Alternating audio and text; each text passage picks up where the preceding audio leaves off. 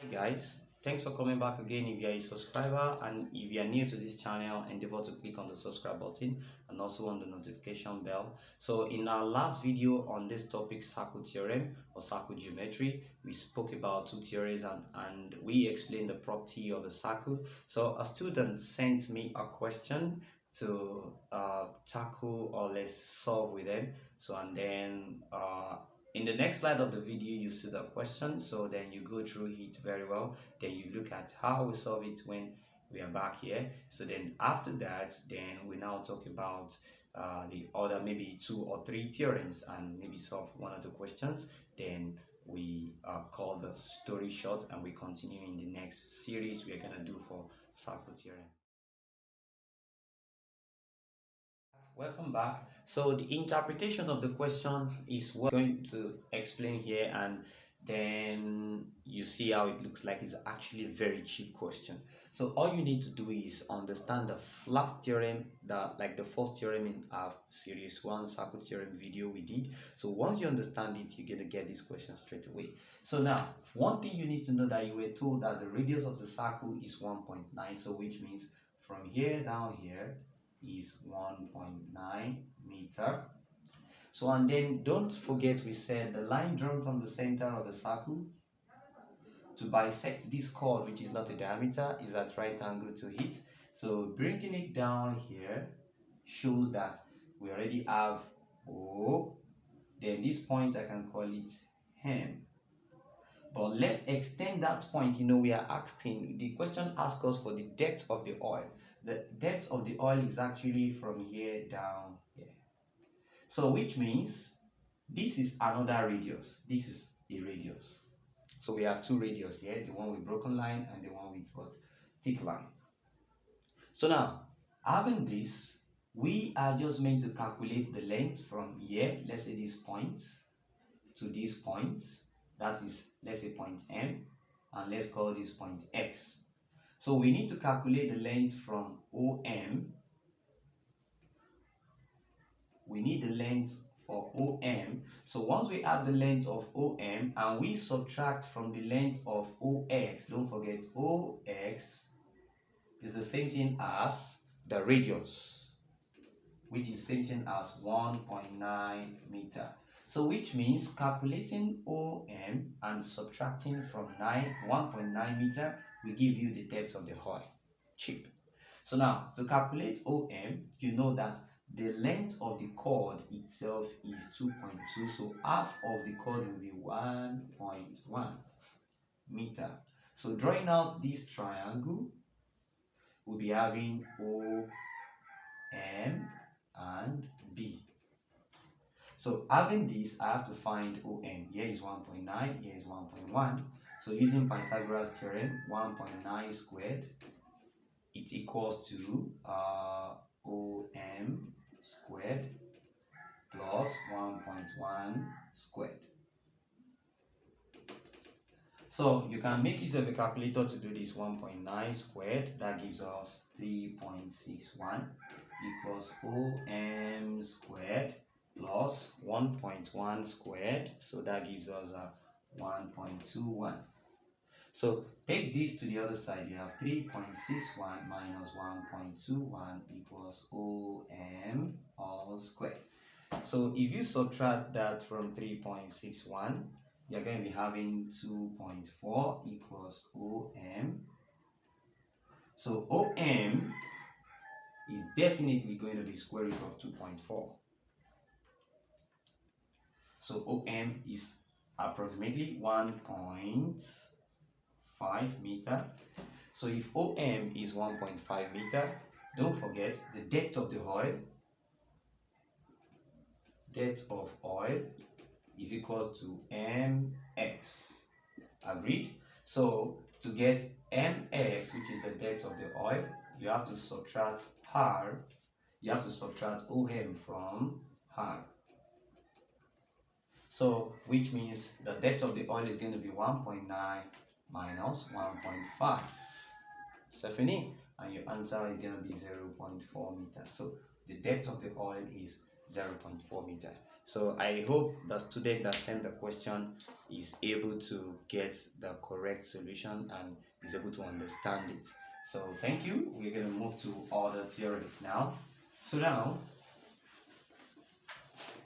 we want to talk about still a circle theorem, the circle geometry. So recall we talked about the theorem, the line drawn from the center of a circle to bisect the chord, which is not a diameter, is at right angle to the chord.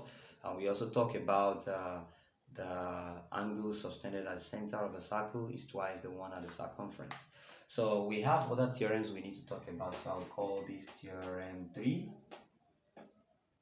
So in theorem 3, I'm going to state theorem 3 as the angle in a semicircle is a right angle. So we can actually prove that very straightforward. So now, if I draw a circle and I have a semicircle, so semicircle is when you have a chord passing through the center of the circle and the chord is called the diameter. So now you have B, you have A and B. Now, if I may ask, what is the angle at the center? The angle at the center is actually 180 because angle on a straight line is 180. So 180 comes from the center here, 180 comes from the center here. So now, from the second theorem I discussed, I said the angle subtended at the center is 2 times the one at the circumference. So if eventually there is an angle that comes from the circumference, which is this, so this angle must definitely be half of the one at the center, and the one at the center is 180. So definitely the angle will be what? 90.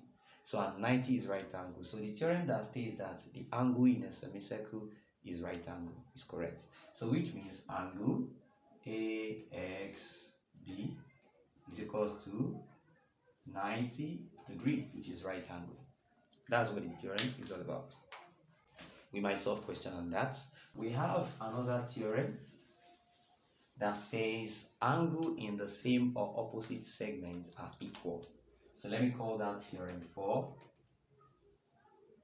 Theorem 4. Angle in the same or opposite segments are equal. So what does that mean? If I have a circle, and what do you understand by segments? Okay, let me just put this. This is the center of the circle. So let's have something like this. So how many angles can we count here? We can count this. So if this is O and label A, B, C, D, are we there? So we have, counting the angles, we have angle, if I start from here, I'll call it angle BAC. Angle BAC is one angle. Angle ABD, that's angle ABD, that's this angle. Then we have angle BDC. We have angle BDC. Then we also have angle ACD. We also have angle ACD.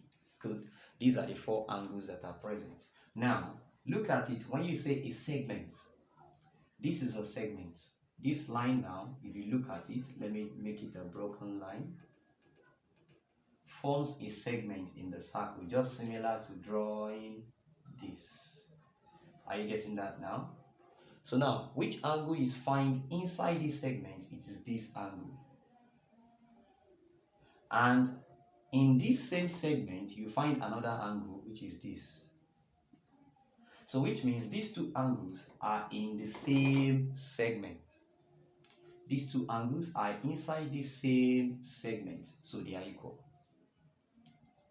These ones are inside the same segment. If you look at it, the same segment, that means they are equal. Now we have theorems that has to do with cyclic quadrilateral. So when you say cyclic quadrilateral, that means you're talking about a quadrilateral inscribed in a circle. So you can have a 4-sided figure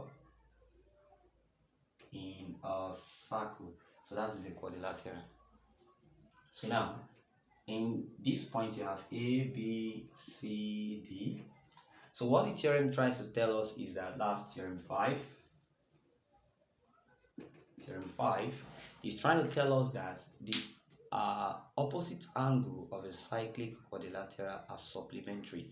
When you say angles are supplementary, if 3 angles are supplementary, it means when you add the 3 angles, it gives you 180. If 2 angles are supplementary, that means when you add them, it will give you 180. If it is 10 angles and we call them supplementary angles, that means when you add the whole 10 angles, it must give you 180. But in this case, the opposite angle of a cyclic quadrilaterals are supplementary. So which means the angle here, the opposite angle is this. So addition of this and this must be 180. So which means angle ADC. ADC. The middle letter is where the angle is located. So angle D plus angle ABC. ABC. That's this and this. Adding together must give you 180 degree. And at the same time, the angle BAD, angle BAD plus angle BCD, angle BCD, all must be 180 degree. That is what that theorem is talking about. Just know that. So then we have another theorem. So this would be the, let's say, the sixth theorem. So and we have a lot of theorems to talk about. So I will just discuss the sixth theorem here. So after the sixth, we look at solving 1 or 2 questions, and then you can come in with more questions. So now, if you have a cyclic quadrilateral with an exterior angle, this is an exterior angle of a cyclic quadrilateral, is exterior. Now, one thing you need to understand, if I label A, B, C, D, E, the exterior angle is angle CDE. Angle CDE is the exterior angle. Now, the theorem says that the exterior angle of a cyclic quadrilateral must be equal to the opposite interior angle. So, which of the angle in the interior is opposite to it? One theorem you need to know here is also that this exterior angle plus this particular interior angle, the sum of the two should be 180 because they are on a straight line. They are supplementary angle. Adding this will give you 180. They are supplementary. So the opposite here are supplementary as well. Okay, so now if this and this gives 180 and this gives 180, are you there? So don't forget the last theorem was that the opposite angle of a cyclic quadrilateral are supplementary. So which means if I call this x and I call this y, so x plus y must give you 180. X plus y must be what? 180 degree because of the last theorem we just treated now. But one thing you know is that this is z too. X plus z is also 180 degree. Yes or no? So which means y is equal to z.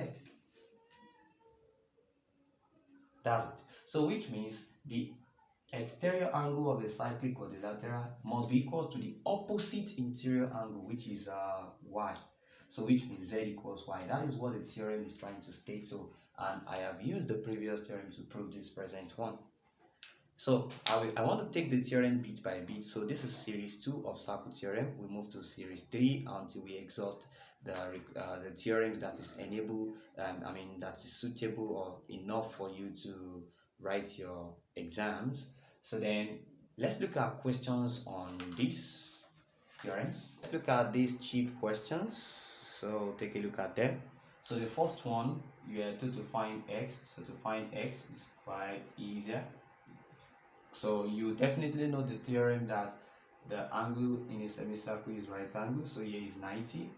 So then you know that okay, if you label it, you can make a label yourself. A, B, C, anyhow of your choice. So you know that angle ACB, which is this angle, is equals to 90 degree. Then what is the rule? You have to state it, but I won't be chance to write that now. You must put it, if especially if you are solving theory questions for the NECO, GC, and school candidates, YX students. So now you have to put the reasons, but no time for that. So now you know that this is 90 and this is 56. So if this is 90, add to 56, this forms a triangle. So 90 degree plus 56 degree plus x degree is 180 degree. So the sum of this is going to give you 146 degree plus x degree equals 180 degree. So your x degree is going to be what? 180 degree minus 146 degree. So x degree is what? It's going to be 134 degree. Sorry, 34 degree. So the sum of these will be 34 degree. X will be 34 degree. So that's the answer to that question. So number 1 trashed. So then for B is quite very easy, like just what I've explained now. So you are looking for angle X. So angle X is going to be equals to 42 because X is the opposite interior angle to 42 is the opposite interior angle to X. So if you don't want to solve it that way, like that straight, you can find this angle. So how do you find this angle? If you call it y, you say 42 degree plus y is 180 degree. Why? You have to state the reason. Opposite angle of the cyclic quadrilateral as supplementary. So which means y is going to be what? 180 degree minus 42. So giving us that you're going to be having 138 degree. So if y is 138, you also know that y plus x degree is 180 degree. So that shows that what? 138 degree plus x degree equals 180 degree. So x is what? 180 degree minus 138 degree, so which is still 42 degree. So there are two theorems you could use to solve it. The first theorem is opposite angle of a cyclic quad and sum of angle on a straight line.